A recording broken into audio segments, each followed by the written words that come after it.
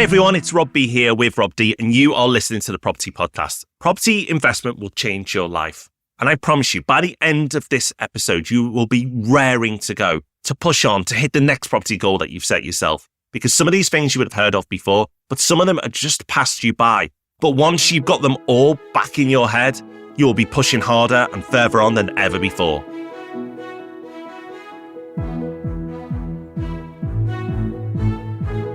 Welcome to the Property Podcast. Thank you for joining us. In case you don't know, we run a company that invests in more than £100 million worth of property every year for our clients. You can find out more about that, propertyhub.net/invest. But why do we do it? Why do our clients do it? Why are we all buying property in the first place? Well, there are 9 very good reasons that add up to property seriously changing your life, both now and in the future.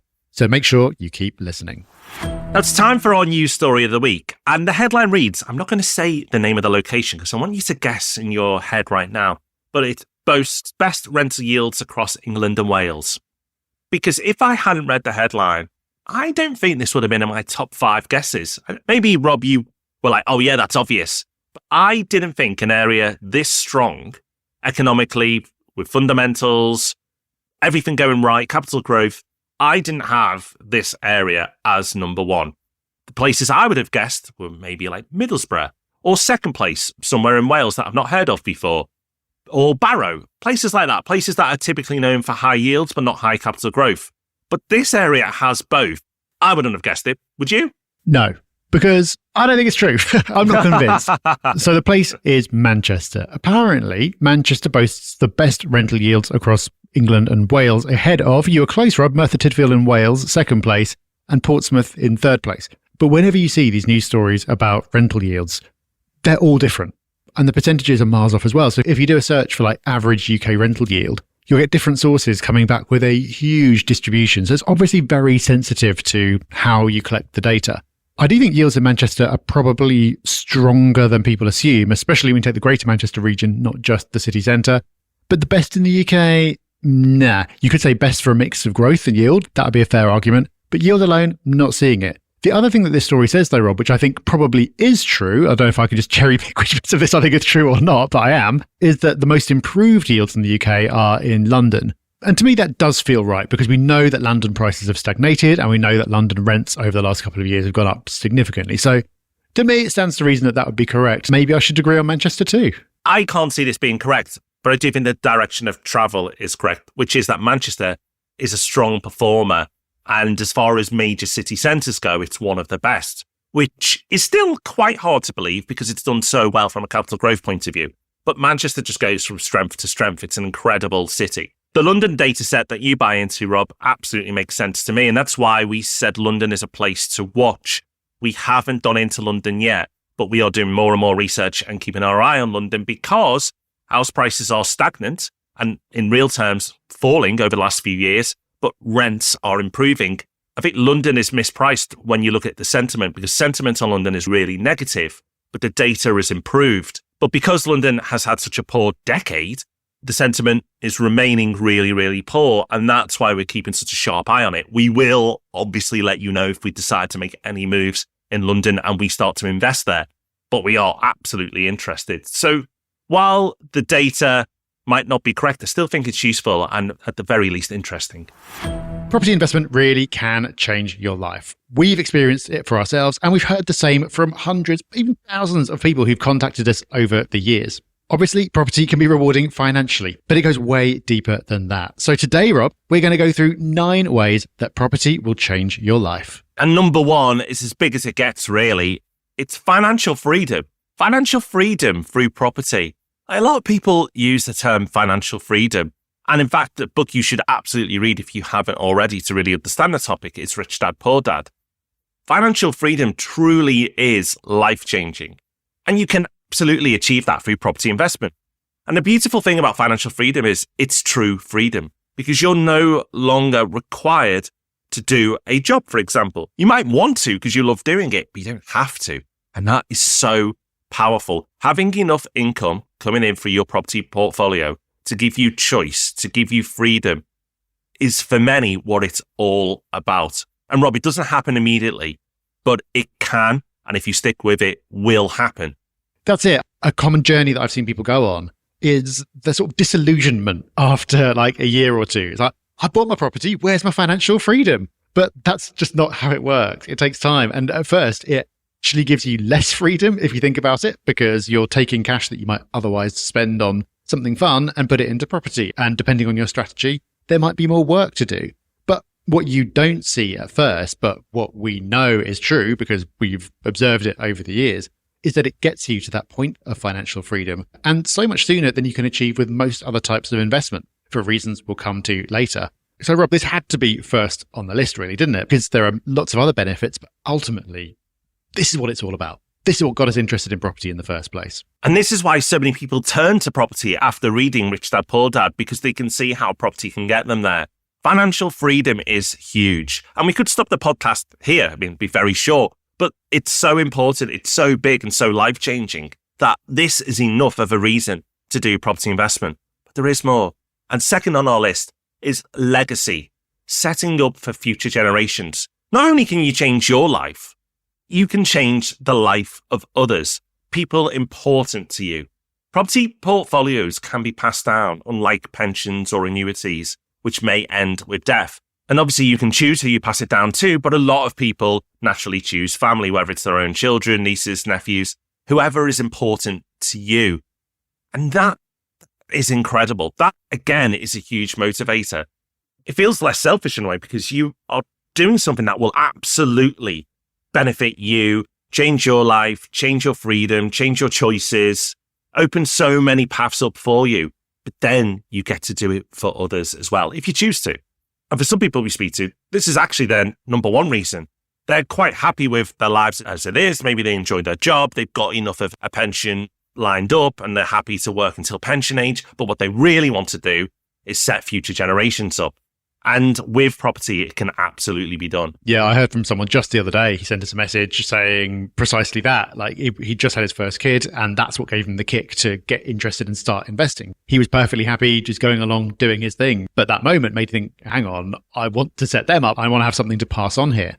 And I think this legacy point goes beyond just passing on assets. There's an opportunity to educate with property that you don't really get with other investments. I mean, you obviously can do it by talking about your stock portfolio or whatever. But because property is something physical, it's something tangible, I think it's just something that you're more likely to have conversations around. And I think it's something that kids are more likely to be curious about. And again, depending on your strategy, it might be a business that they can get involved in. And if you set up a company structure, then you can actually pass over ownership and responsibility gradually over time.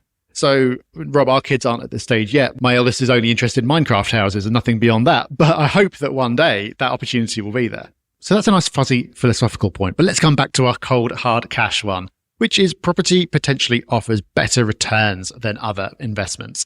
And the reason for that is something that, oh my goodness, I'm going to say it again. So talk about it every single week, but leverage. Leverage is the key. In other words, using mortgages. Because mortgages allow you to control a large quantity of assets with a small amount of capital. And what that means is you might put in only 25% of the money, but then you receive 100% of the growth in the asset. So yes, you're collecting your rental income and the rental income is lovely, but also just small increases in property prices can result in a big return on your investment. And we talked about this recently, Rob, when we were looking at property versus shares, because if you bought the same amount of property and the same amount of shares, who knows which would end up doing better? It probably, historically speaking, it would come out pretty much even. But with leverage, you don't have to do that. You could buy 3 times as much property with the same amount of money. And that's why, obviously, you'd expect property to do better. If you don't fully believe or understand that, do go back a few weeks and listen to that episode because it really helps you understand how powerful property is with leverage. I can't beat the leverage drum loud enough. And lots of people still ignore us. If it's done in the right way, it doesn't have to be aggressive. It doesn't have to be risky. But leverage is super powerful. You should not fear it. In fact, you should embrace it and be excited that you can use it. And when we talk about leverage, of course, talking about mortgages, using mortgages. Leverage is just not available for the majority of people, at least, when investing in stocks or shares. And rightly so. But in property, it's normal. In property, it's encouraged. And in property, actually, for your financial sake, it's essential. So do not skip this point without letting it get into your inner being. This is life-changing stuff. When you invest, with leverage, you will do better financially than most other investments on the planet. Never mind just against stocks. It annihilates most other investment opportunities. Now, it's not to say it's all upside. We've talked on the podcast for many years. There's ups and downs. There's pros and cons to doing it. But those returns make a huge difference, which allow you to set up for future generations, which allow you to have that financial freedom. So that's why it's third on our list, because it's so important. The fourth reason why it's life-changing is because it takes advantage of the natural state of the economy. I've said on the podcast many times over the years that I don't believe our financial system is actually fair. And that's why we've spent so much time trying to educate as many people as possible on economics and inflation and QE and all these important things that absolutely impact your wealth. But most people don't understand. If you know what you're doing, if you've got a bit of knowledge, not only can you not let this system beat you and make you poorer, but you can actually take advantage of this unfair system and make yourself and others around you wealthier. And property does that for you. That's the beautiful thing. It doesn't have to be super complex because property takes advantage of inflation. You have income that rises with inflation historically, so that's rent. So your rent matches it. But then your debt is devalued by inflation. That's your mortgage. When the government does the things like QE, pumps money into the system, it inflates asset prices, so the property you hold. So you don't have to be an economist to understand all of this, but what you have to understand is the system really isn't that fair. But if you're going to live in the system and you have no choice, well, then you may as well take advantage of it. And property allows you to take advantage of it. So a system that makes a lot of people poorer, which I think is wrong, can be beaten with property. And at least we have that tool. That's something we could be thankful of, is that there is a way out. And that's why it's so important that we do this podcast and educate so many people. And for me, this possibly could be the strongest point for us podcasting, is that if at least people understand they have the choice, and then when they have the choice, they have power. And this is just so important. It's just so important that it's an incredible asset that seems to be able to beat this broken system. Yeah, I mean, that definitely falls into the life-changing category, doesn't it? Because you've got a system that is going to progressively harm most people over time. But by investing in property in this way, you get to not only escape from that, but also be helped by it. The system that was working against you works in your favor. It's really hard to lay that on too much because it really is a huge deal. We've been talking about this for many years, but it just gets more true and more important and more obvious with every passing year. So Rob, I'm now going to make the most controversial point of this episode, and I really hope you back me up, because there are a lot of people who are not going to back me up on this, because I'm going to say that a way that property can change your life is through helping others. Now, there are a great many people who would argue that being a landlord, owning property as an investment, is not helping other people. You're being a parasite. You're leeching off other people. You're taking advantage. I'm not here to argue that general point, because no one is ever going to change their mind. But if you start from the position that some people need to rent property, there is a need for it, then you can provide that service, because it is a service in either a good way or a bad way.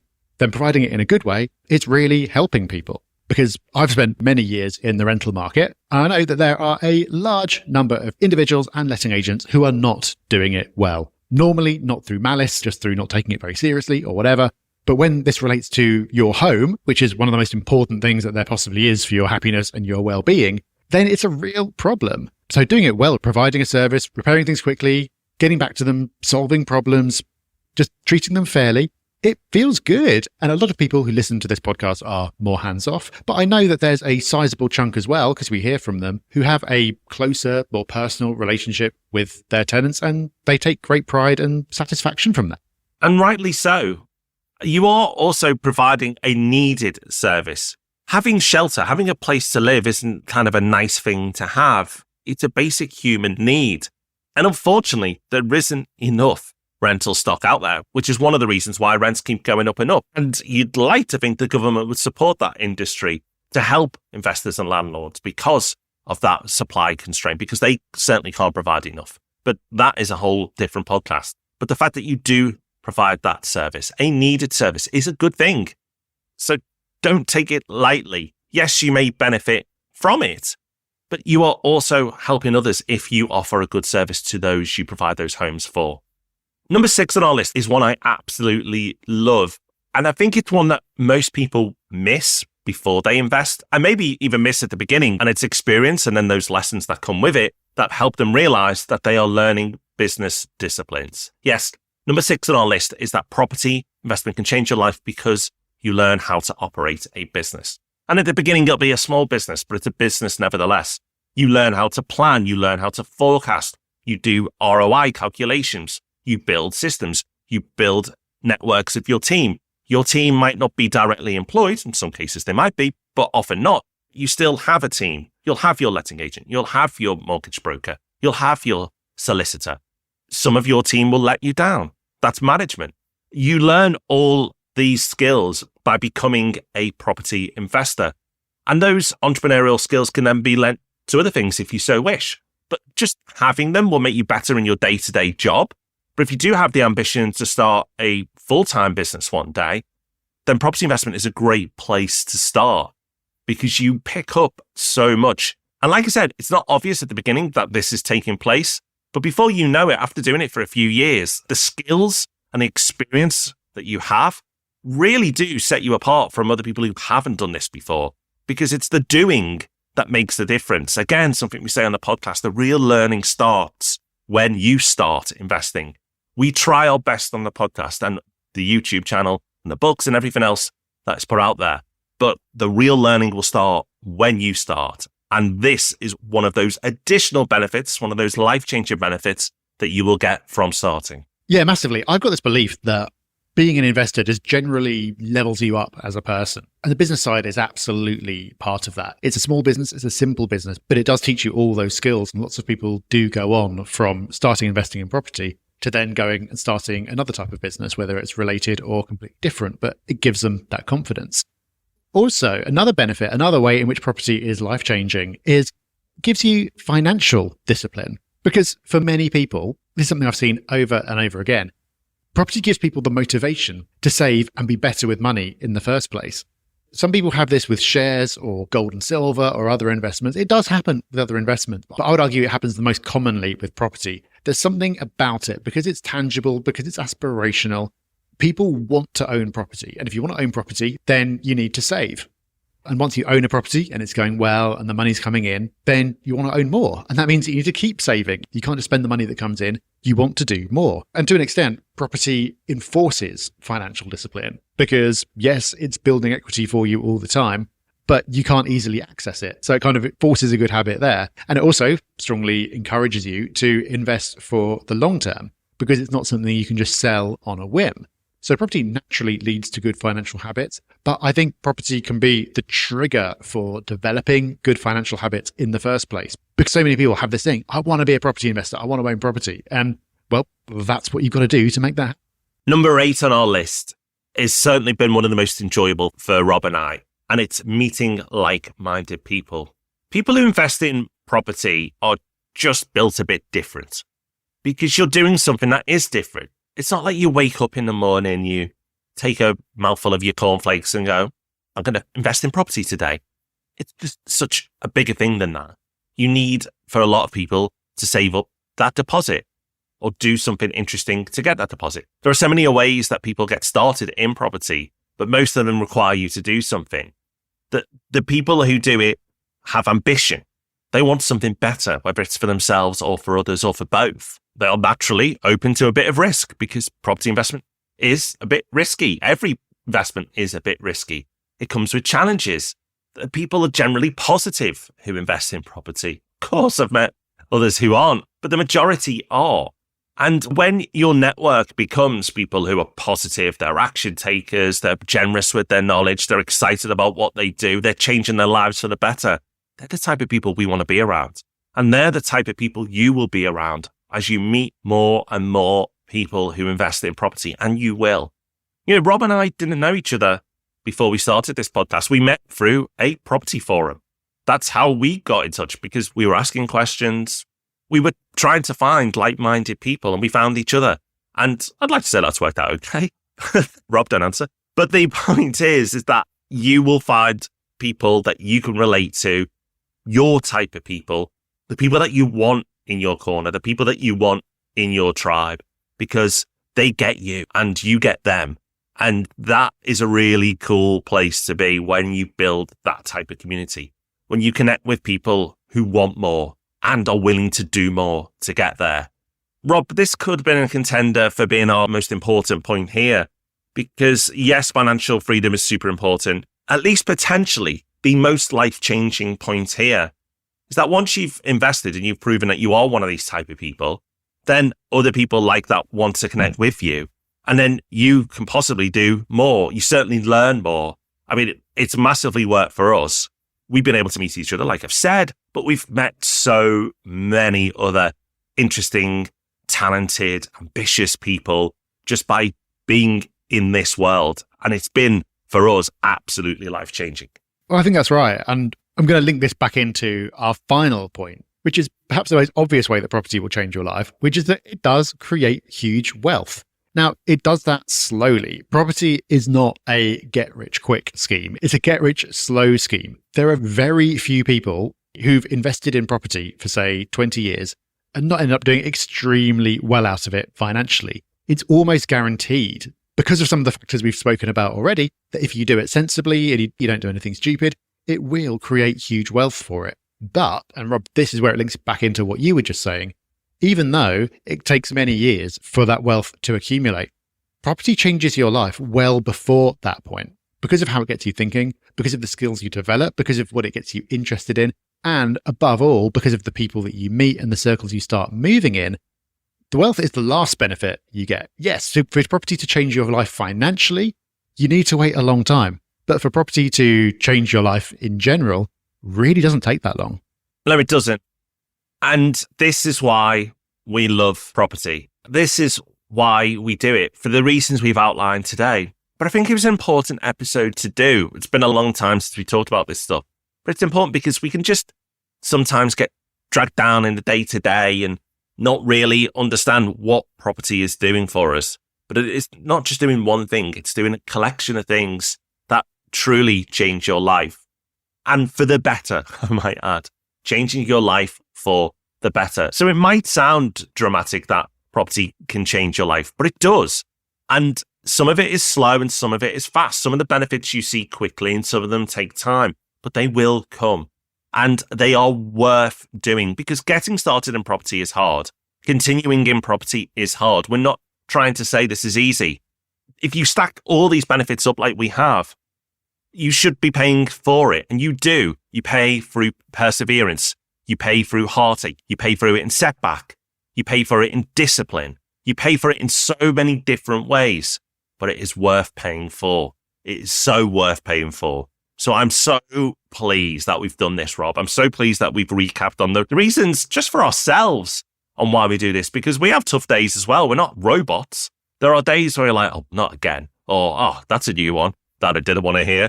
But then when you take it all back out and you look from high up and you go, well, of course, yeah, that problem is here now, but next year it won't be. It might not even be here next week. It might be annoying for a moment, but for a life, what property can do is incredible.